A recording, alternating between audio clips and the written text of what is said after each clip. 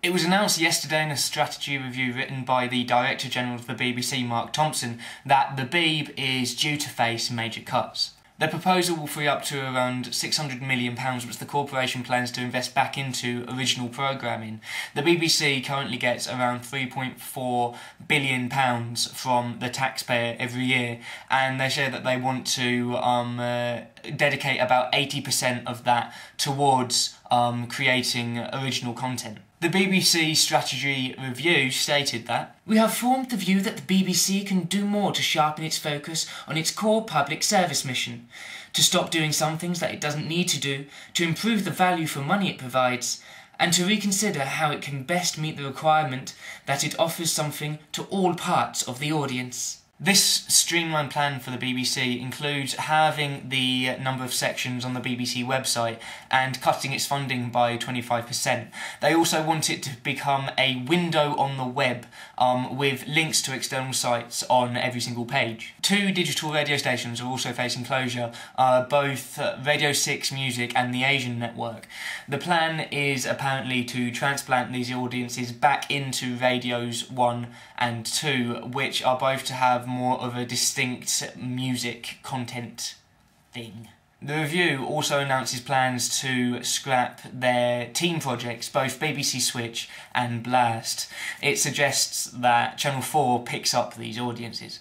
The cost of running the BBC in terms of overhead is going to be cut by around a quarter, and around 600 jobs could be lost by the year 2013. There has been criticism of the BBC in the past by other media companies for providing too much free content, especially online, as well as being too dominant over too many areas. It's also come under fire from taxpayers and politicians alike for not being efficient enough in its spending, and for paying their presenters too much money and not providing content that is universal enough. Despite this, people seem a little flustered. Guardian journalist Jemima Kiss said on Twitter, "Most importantly, the BBC is far more than just a provider. It should be the UK's cultural and creative soul. We should treasure that.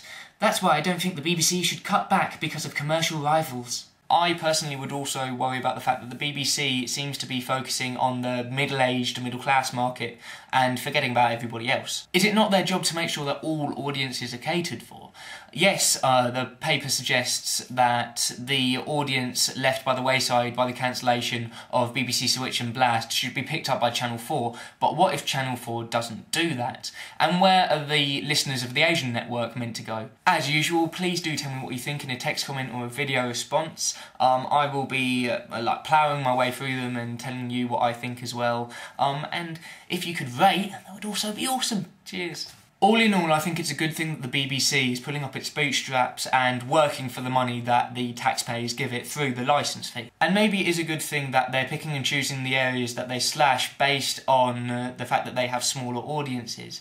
But it's important that they make sure they don't lose sight of what they are, which is a service provider. They are meant to be a counterbalance to the money-making media giants like ITV and Sky, who need to cater to these massive mass audiences to keep their heads above water. Things like Blast and the Asian Network can be pillars of people's lives and of communities.